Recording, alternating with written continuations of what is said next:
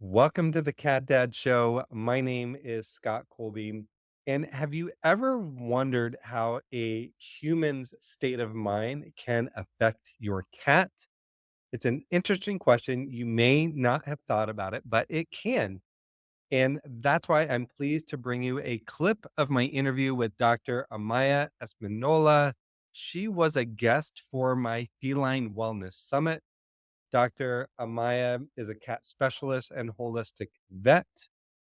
And specifically, I asked her, how can a cat's emotional or physical health be influenced by their human state of mind? A fascinating discussion.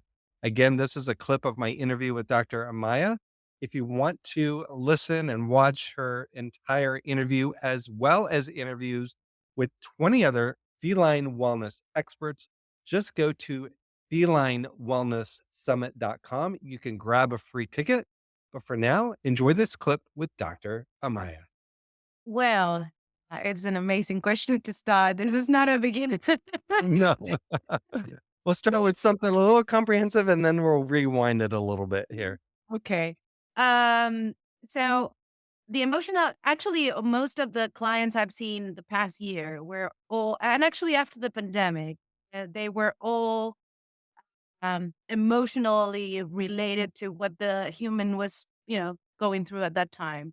And I've been studying, psychosomatics just because of me, just because in my own personal journey, and I tried to look into what was causing, what emotions were uh, related to my own issues, right?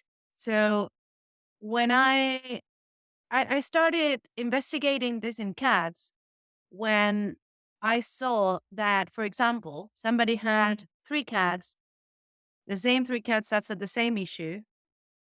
And, just because I started asking questions and I said, and what about you?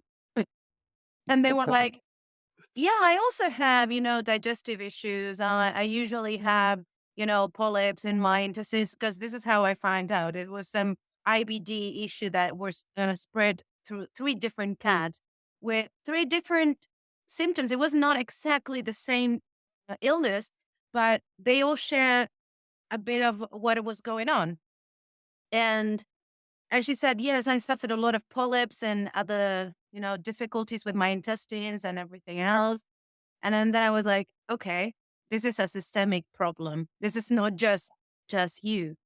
I had another case that the cat was diagnosed with pancreatitis, and I couldn't see any pancreatitis in their, lab report. There was no lipase, high lipase, or anything else, any indication of that.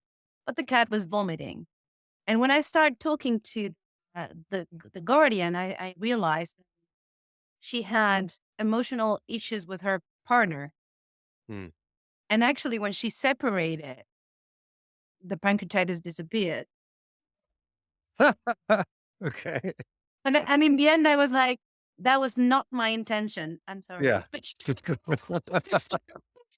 But your cat was saying something, Yeah. And things like that showed me that there is a synchronicity between what you're thinking, what your emotional state, and how that affects different parts of the body. And this is known, very well known in psychiatry, but actually not very well used anyway, because we know we have extensive research on how it affects, but we still have a conventional medicine going on, right? We try not to think too much on the emotional well being, right?